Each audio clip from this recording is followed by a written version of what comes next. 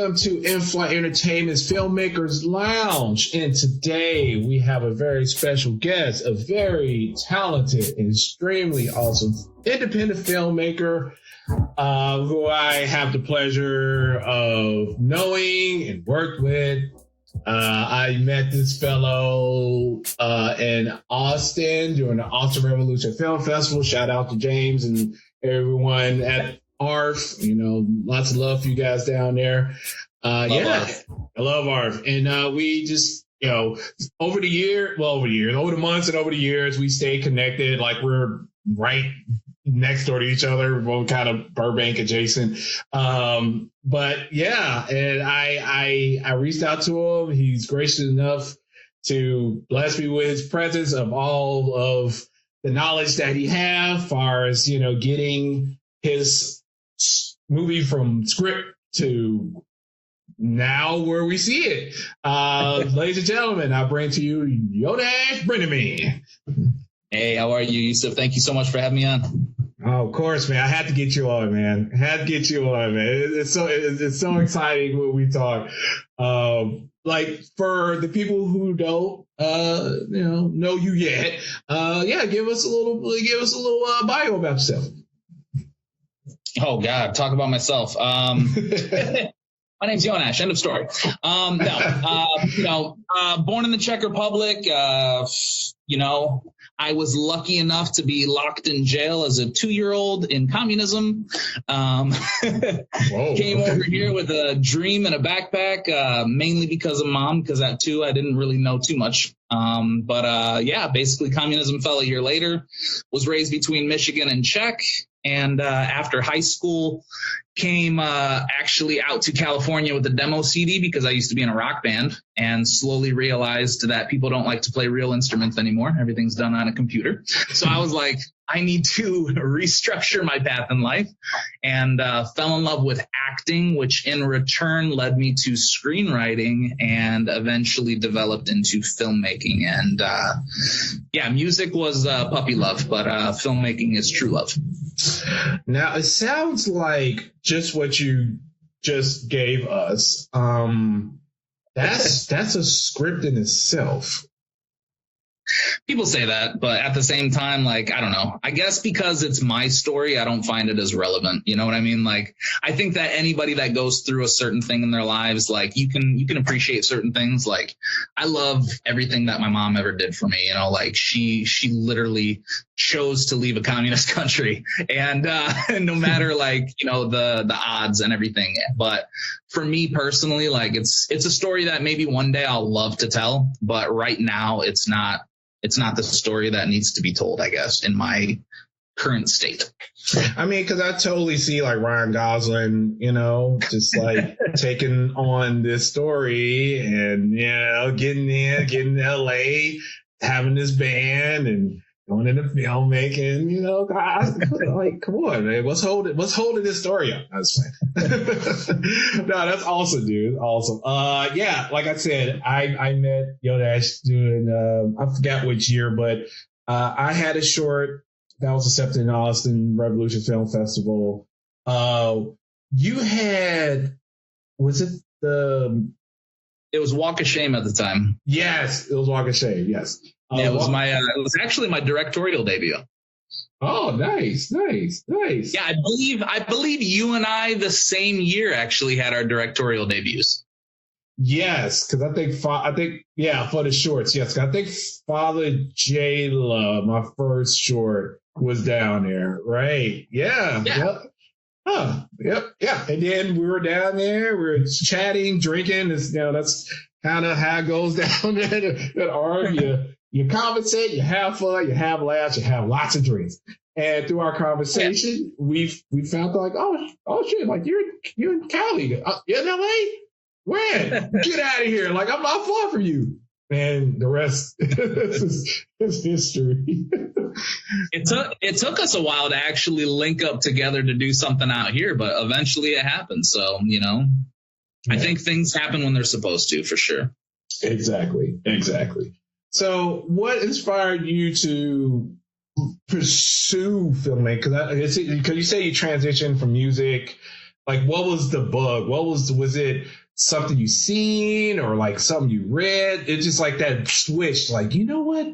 I need to do this. So to be honest, I've always loved acting, like storytelling and all that kind of stuff. I mean, one, I was, being raised basically, crippled, up until the age of 7, like, I had, 4 surgeries and on my feet, so I was in an awful wheelchair and, on a walker and all that kind of stuff. And honestly, like up until, high school, like I basically got picked on, didn't have a lot of friends, and it was one of those things that I kind of just had to survive on my own. And we lived in the country, not even in, the inner town, so, I mean, I played Army Man all the time. And I had a lot of friends that weren't there. And, obviously, once I got into music and played football and all that kind of stuff, all of a sudden it's just like, popularity came and I was like, you realize I grew up with all of you assholes, right? So it's just like, I guess kind of like seeing that transition of, being that loner and then all of a sudden being like the popular kid, that definitely, had an impact on kind of, when it comes to storytelling and, being an actor and all that kind of stuff. And, I always felt that music was something that was phenomenal and great. And in the end, it's actually storytelling, and my English teacher, he would always yell at me because I never took English seriously and I slept half the time. Mm-hmm. And he basically told me, you have an A+ in this class and you sleep all the time. I said, yeah, what's your point? I'm going to be a rock star. Leave me alone. And it wasn't until I moved out to LA that, like I said, seeing music transition into, it almost felt like it was coming into, Europe in a way, because, Europe is very much, when it comes to music, I believe a little further in the future when it came to electronica and people like really, wanting to dance and go to nightclubs and all this kind of stuff. I mean, you're pretty much going to nightclubs and doing overnighters at 16 years old over there. It's freaking ridiculous. I mean, I was an alcoholic before I turned 21, and, yeah, so really, I think a lot of that had kind of contributed to the fact, becoming kind of that just storytelling vibe of, seeing the world and having the history that my mom, kind of instilled within me, and, the loneliness into popularity and then, all that kind of stuff. And when I came out here, I went on a few auditions, and the one thing that was consistent was the scripts were horrible. Mm-hmm. No. I would walk out of auditions and question, how are you getting money for this? So, back in that day, I mean, there was definitely a lot of, contributions of pot, and it was very much, I could do this. So, started kind of screenwriting, and at first, like everybody, it was complete fails. You're reading it and going, this is atrocious. Right. And then you actually try to do, like a short film or something like that. And it was just like, oh my God, this is terrible. I do not know how to do script to screen. It looks good on paper, but then when you film it, you're just like, no, this is bad. And the first thing that really allowed me to see the writing aspect and more kind of like the visionary aspect was, I don't know if you ever saw it, but we did a show called Belligerent Drunks and Paranoid Stoners. It was a web series that I did. You never saw that? No, you did. I know you held this for me. Yeah, we did a 5-episode kind of in the vein of Always Sunny in Philadelphia about these 2 drunks and 2 stoners that are living together in LA trying to make it. And it's literally just the stupid antics. Like the first one is literally Operation Coitus, and it's basically the drunks are trying to get laid. And, the second episode is they lock themselves out of the house, and it's literally the whole episode them trying to break into their own home, so it was super fun, and it allowed me to put the director's cap on for the first time. But at that point, I was still very much acting.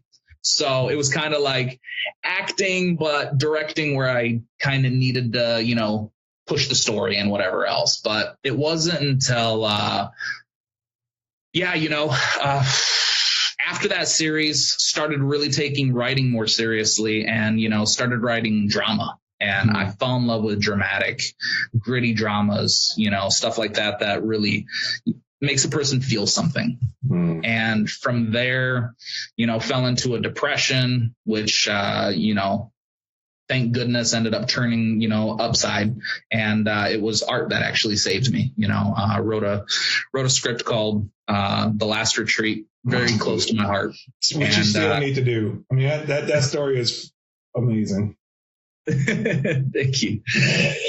And from there, no one was going to trust me to direct something if you've never directed anything before. So you needed to start small. So ended up writing Walk of Shame. And it was a very personal piece because, obviously not myself has went through that story. But, I had a friend, dear close friend of mine that basically, kept a secret for years and finally, came out with it.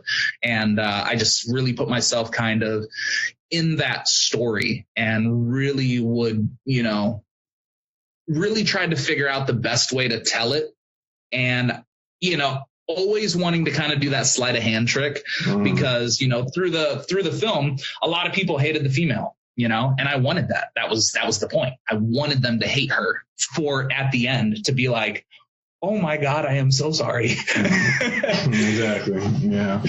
Yeah. No. I mean, and that's the best art, is to not be afraid to put your main character in this position that is subject to give you like a subversive, point of view, right? It's like, all right, then that challenges you as, oh wow, like damn, I think that way. Oh, like why was I approaching like this judgmental like way? Like, is that a reflection of me? Like how I view the society? I mean, I love stuff. I love stories like that. Just the put the contradiction in your face. Like, yeah, like, you were thinking that. Like, don't, like, there's some stuff you need to deal with internally. Yeah. I definitely, that's what I really dig about, how you write your characters, how you write your stories, how you convey certain moments with your characters that's a springboard for a bigger conversation. I guess that's the word. That's the saying. But yeah, so what's your creative, I guess what's your creative regimen, right? Okay. Meaning that what sparked you to tackle a specific story, or it like, like what's the thing that gets you like, okay, you know what? I want to do something about this particular subject or this particular character or this particular thing. So honestly, as of right now, it's mainly being the fact of, I guess you could say, knowing where the market is. Sadly to say, because it used to be very much a see what sticks with you, see what kind of, won't go away after 2 weeks of being in your mind. Because I'm very much, I don't know. I think there's two types of writers. I think there's your writer that, sleeps with a notebook by their bedside. And then there's the other writer that kind of lets it sink in, and until it actually makes sense, they don't put words to paper, and I'm that type of writer, I have nothing against being the type of person to, jot notes and whatever else. But for me, I'm like, I will remember the idea a week or 2 weeks from now if it still sits with me. And there's a difference between when an idea first comes to you and an idea that you're working on. If it's an idea that you're working on, then I full-heartedly believe anytime you think of something for that idea, punch it in your phone, write it down or whatever else. But when it's that first initial conception of an idea, don't force it. But if it's something that won't go away, it's kind of like going to the store and finding that, like that shirt that you like, or let's say the video game that you want, or, whatever it is, and you're just sitting there going, do I really want this? Do I really need this? You walk away, you sit on it, and then a couple of days later, fuck it, I need it. Yeah, you're absolutely right. And it's funny. I love getting this conversation from other filmmakers just to see how it materialized. Because with me, again, I'm with you. I have to let the germ of the idea stew, and then after so long, and it's funny with me, oddly, like I think about the story, I think about the character, I think about the characters, and my eureka moment, oddly, is if I see how it ends in my mind, then it's like, okay, this is something I need to do. And then I don't know, for me it's odd because it's like reverse engineering. And like if I can envision how the story ends, Yeah. like, if I see an end point to this idea, then like, oh, okay. Then I can kind of work my way to the catalyst, which I don't know if that makes sense. But yeah, so that's kind of like my mad way of like figuring out a story. And then, like you said, if that's the shirt, I need to like go back to the store to buy or not buy. But I always find that fascinating with other filmmakers, how they grasp the idea. Okay, right, this is worth my time, stress, effort, like hairs falling out to, get this thing done. Yeah. Yeah. And don't get me wrong, sometimes you literally will throw up on a page. I can't tell you how many times, we've been watching something on TV and I'm getting ready to fall asleep. And all of a sudden this thing hits me where it's literally a waterfall coming down from the heavens. And I will get out my phone and I'm like, trying to keep up with whatever, is there. And I look at it the next day, and that's a very big difference from waking up from a dream, because I'll tell you what, I don't know about you, but anytime that I've woken up from a dream and tried to jot down what it was, as brilliant of an idea as it was, when I finally got my morning coffee and all right, let's what it is. A Nazi trumpet dog. That's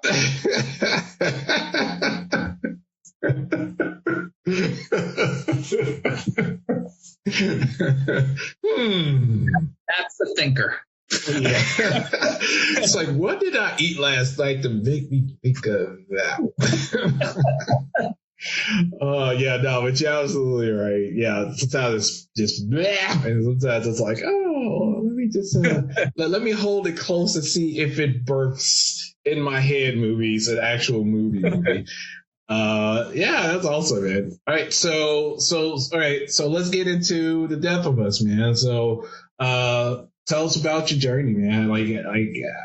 Your inspiration for it, getting all the pieces together, and where we are now with it. So Death of Us was very much a product of circumstance, I guess. Me and Aku, we work for the same studio, and we both simultaneously lost our job on the same day. It was March 15th. And we spent 2 weeks drinking, doing the Netflix, constantly in a circle and whatever else. And simultaneously, we had met Dana in January. So after this all fell, it was kind of just like, okay, we had already done like a short film together and whatever else. So the creative mindset was kind of already there, but we didn't really know how far it was going to really go. But, after 2 weeks of the world shut down and everything else, I kind of got bored. I was like, the world's shut down. I'm bored of this. Like, I think right now is a opportunity taker. You either sit at home and let it pass, or you take the opportunity given to you. And me personally, leading up to it, I had been saying for months, I said, I don't have the time, nor do I have the money to make a feature film, but give me one of these and I can do it. I either need the money or I need the time. So you're welcome. COVID happened because of me, because all of a sudden I got the time. Fauci would love you. So yeah. I want to say probably April 1st or April 2nd. It sounds better if it happens on April 1st because it kind of felt like an April Fool's joke to everybody. When I walked up to him and I said, hey, let's make a movie. Aku goes, yeah, okay, so a short film. No, let's do a feature. Get the fuck out of here. All right. Went and talked to Dana. I was like, hey, we should do a feature. She's like a short film, though, right? I said, like a short film. that's not a feature. A feature, but short, right? You're fucking nuts. I said, okay. So I ended up hitting up my writing partner and I said, hey, we should do something. And he goes, I absolutely agree. We should take advantage of this time. Let's go through and rewrite some of our old scripts. And I said, or what if we wrote a new script? And he goes, I like that idea. Who knows how long we'll be locked down? And I was like, and bonus, we film it. And he's like, what? You are crazy. I said, I mean, am I though? Like, I got a camera, I got sound gear, I got a couple of Home Depot lights. I said, we have the sun, like some bounce boards. We got everything we need. Let's do this. And everyone kind of called me crazy for a few days, but they came back a couple days later. And everyone kind of said, if we were to do a feature, what do you have in mind? And I was like, well, let's not do anything pandemic related. And then we ended up going pandemic related. I mean, it sells itself. Yeah. Yeah, honestly, we went through a couple of ideas. Like at first, having Dana and Aku, the first idea was obviously let's do a home invasion movie. But what if it's the girl invading the man?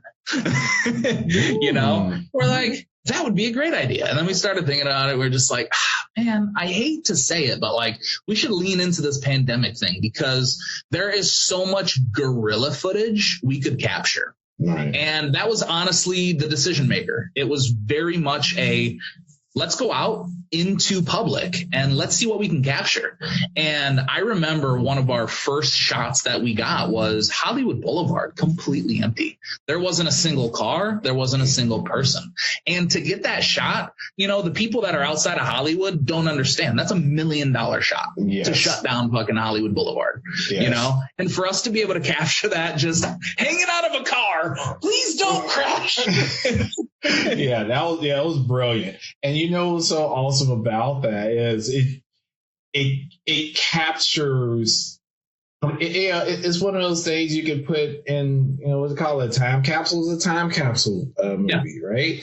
It's like you were saying, you're never going to see anything replicated like what you shot, which was in real time, which was in the moment of what we were going through, which is the pandemic. So it was really ingenious that you and your crew took advantage of just the desolate nature of LA. That was really smart. That was really cool. Well, give us a little bit on the synopsis. What's the Death of Us all about?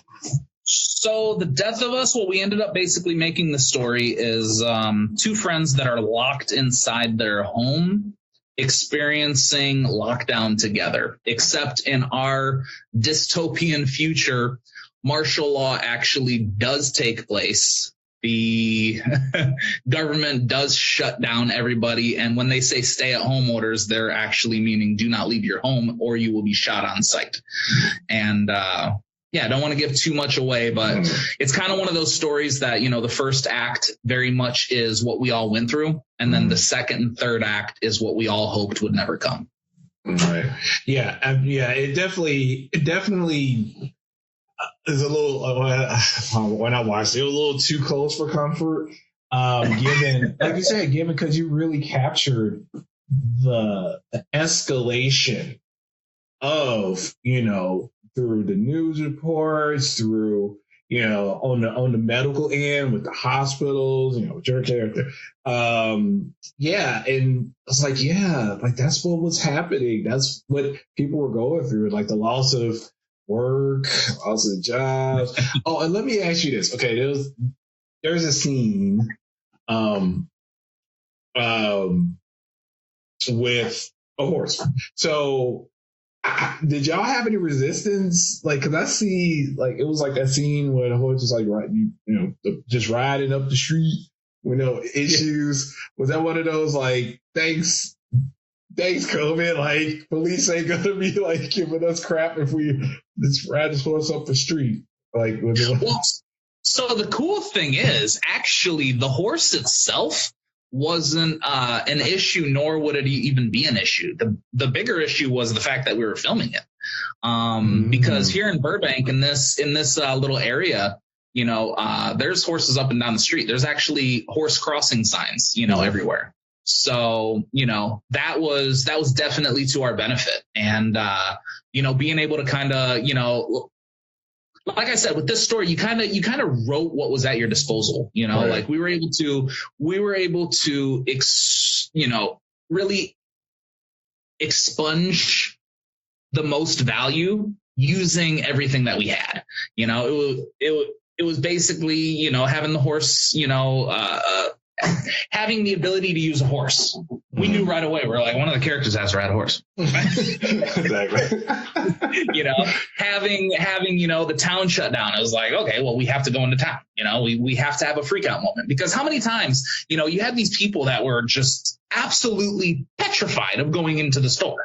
I mean, I can't tell you how many times it didn't affect me. I never really had a fear that COVID was going to do anything to me, but I know that to some people it did, and that's why we wrote the story with a very yin and yang perspective. You had one character that was the extremely deathly afraid, and then you had the one character that was very just like, this is going to pass. Like, what makes this different from anything else, and we really leaned into it, and the one character we knew for a fact we wanted to have that because, I had thought about actually going into the store and doing the gorilla thing, which I probably could have gotten away with. But I said, what if the person doesn't even make it into the store? How much more powerful is it for them to literally, putting on the alcohol, putting on gloves, and then putting on the alcohol on the gloves, that's how paranoid some people got, and the second that, she opens the door and it's just reality kicks in and city life just completely takes her over and she decides, fuck this, I ain't going to the store. Yeah. So really, really capturing those kind of moments that I know certain people had was definitely something that had to be in this film. And the same thing with like the whole claustrophobia aspect, that was another decision that was made, early on in the filmmaking process, mainly because of how we did it, because we were writing it and filming it at the same time. So we didn't actually know exactly where the story was going, but it's kind of in the first act, I ended up shooting very wide and I wanted everything kind of like capture from the outside. But the further and further we get into the story, I saw myself closing in. And at first it was an accident, but then I really leaned into it. So by the third act, the camera is very much in, the characters' faces. Yeah. And if you take, the first scene and then, the last couple of scenes, you'll really see that. And I had friends, which, was an absolute wonderful compliment. They were like, your story made me feel claustrophobic by the end. And I said, perfect. That's exactly what we wanted to do. Right. Yeah. So just like the situation that was going on, during the time pandemic, everyone was feeling claustrophobic because they couldn't go out. They couldn't physically be with the people they wanted to be with, like their friends, things like that. But yeah, so like, yeah, it was amazing, visually how, like I said, things just start squaring in and just getting tighter and tighter and tighter. Now, like awesome, like, ensemble, cast, everything. But we have to mention the unsung hero of this particular film. Which would be drone. Aquanetta the drone. Now, let me give people a backstory on this. So, do it time. Yonash texts. He's like, "Hey man, like you still have that drone, right?" I was like, "Yeah, I'm still rocking it." It's like, "Oh, like can you go through? Like, I need a couple of drone shots for this feature I'm doing." And I'm like, "Oh, yeah, dude, yeah, of course, yeah." So we did the run through. I was zooming the drone left, right, up, down, doing dive bombs with it on top of the house, and almost hitting the house, everything.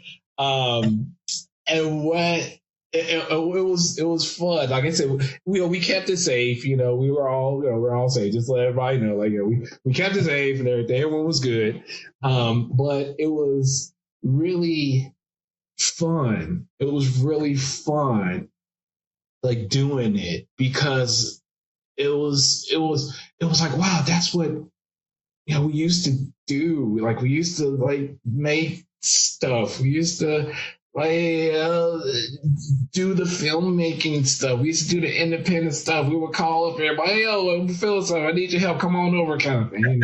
But it was refreshing, and I definitely walked away with, "Oh, okay, cool." Like I kind of needed that. I kind of needed to like be on a set and being interacting, and just bouncing off the the creative energy of other people, something that we weren't doing when we were locked down. So yeah, because we hit you towards the end of our filming, so you had been probably going stir crazy for a good 2 months at this point.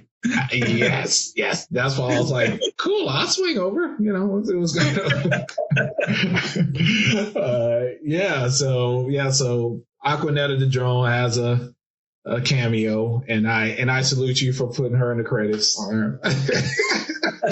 Hey, absolutely. When I literally asked, "Hey, how can I repay you for seriously doing us this huge favor?"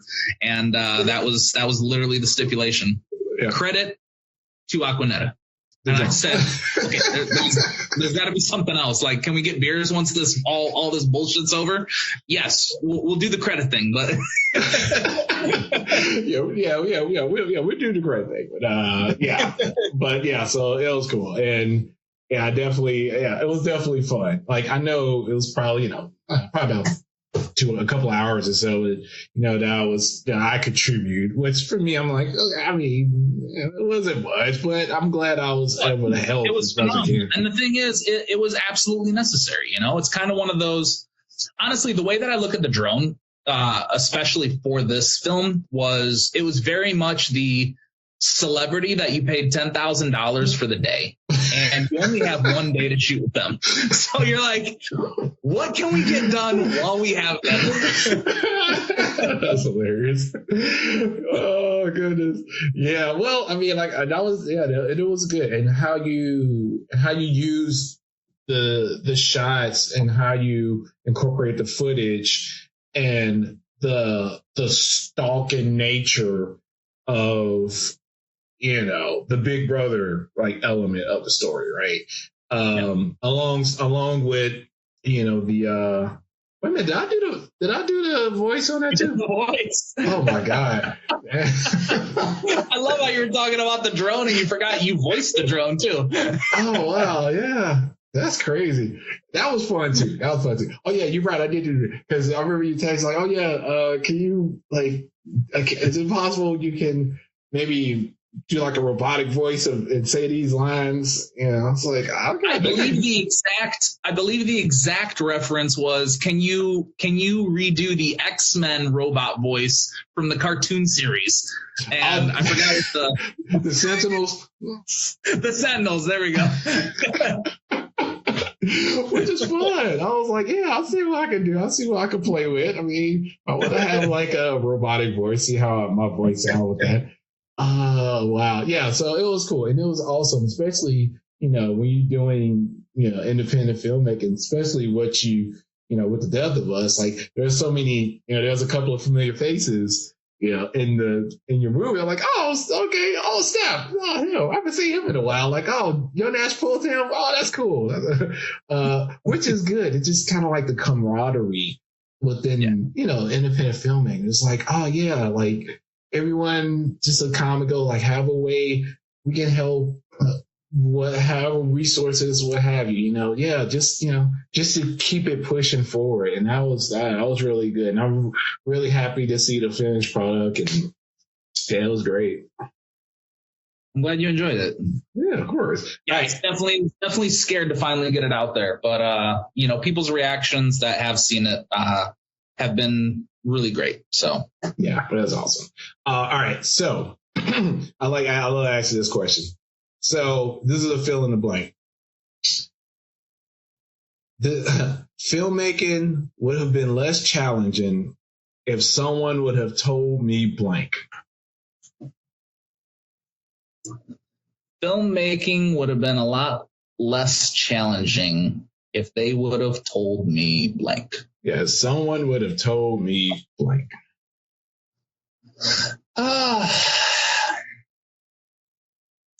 That money doesn't grow on trees.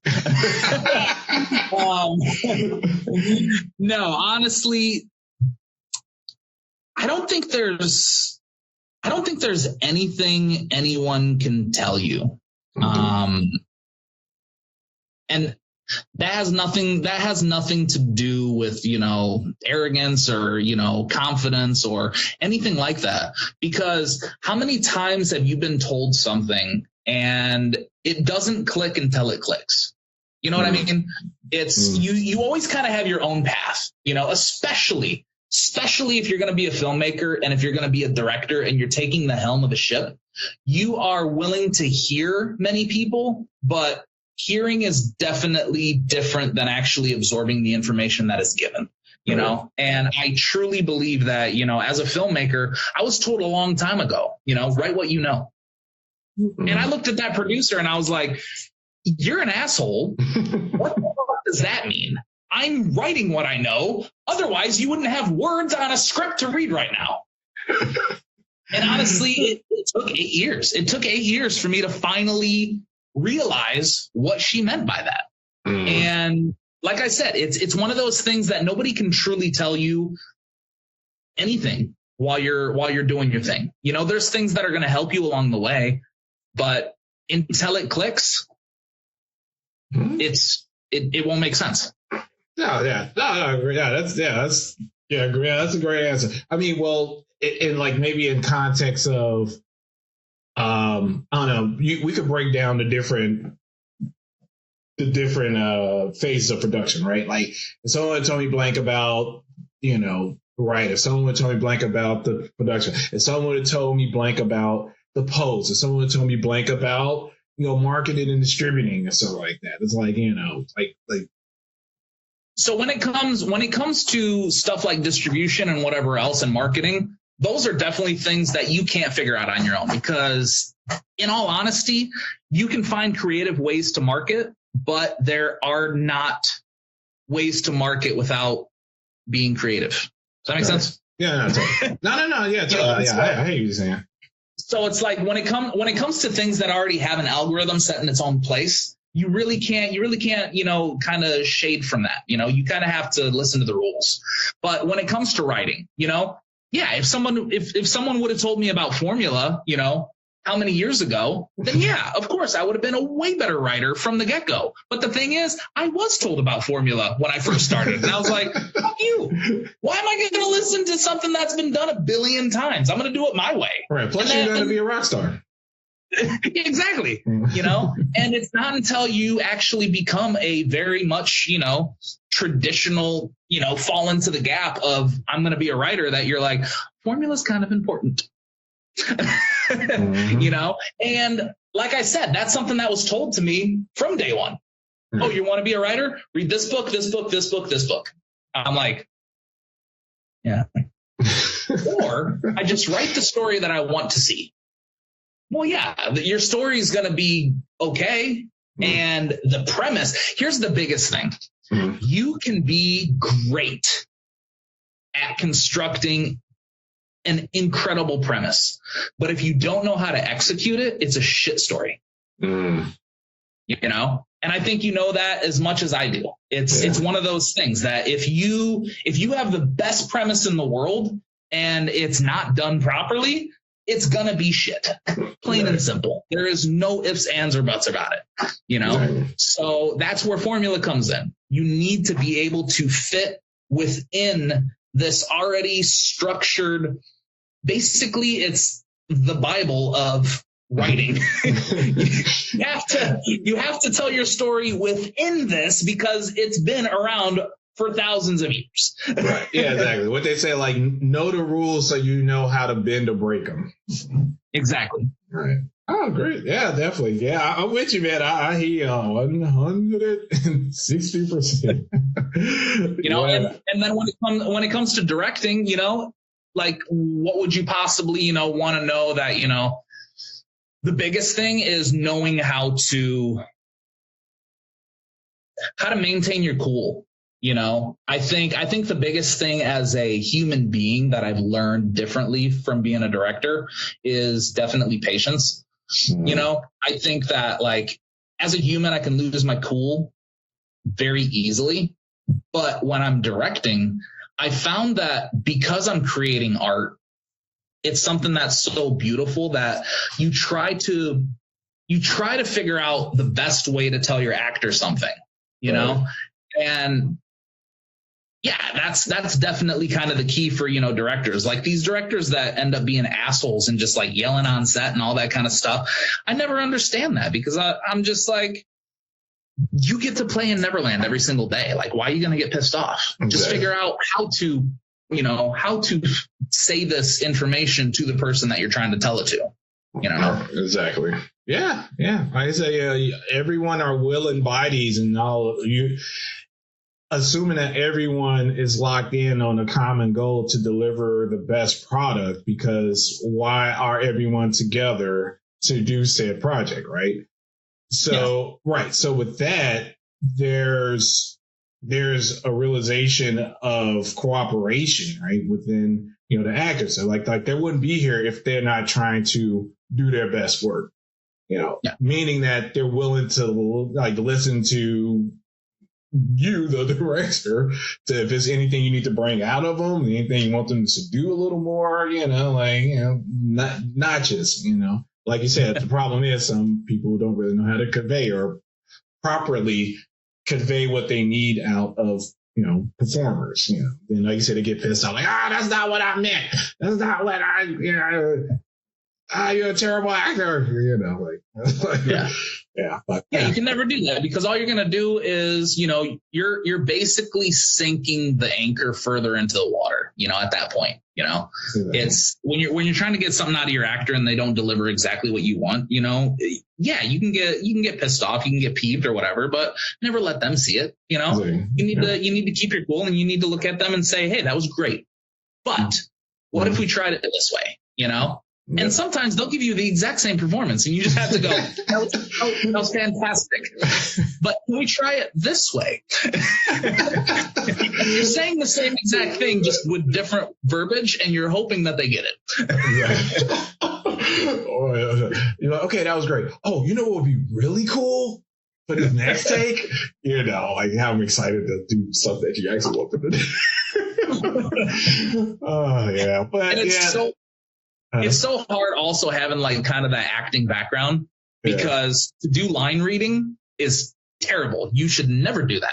But you kind of want to go, yeah, but you need to say it kind of like this. Yeah, the whole juggling act, man. Most definitely. Yeah, but you know, you managed to get the performance that you need out of like everyone, all willing participants, especially with the death of us, and it shows. You know, it was definitely a well executed, well thought out, and I mean suspenseful at times. Yeah, I mean it was a great presentation, man. So in closing, last like, any last words, thoughts, and also plug this movie so people can see this movie. You know, people have to, you know, check this out. So The Death of Us is available on Amazon Prime. It's available on Vudu. It's available on Tubi. Yeah, obviously Prime and Vudu are going to be, you know, rentals or purchases. Tubi, you can watch it with commercials. That's how, you know, eventually the film generates money by playing these wonderful little 15-second to 30-second segments.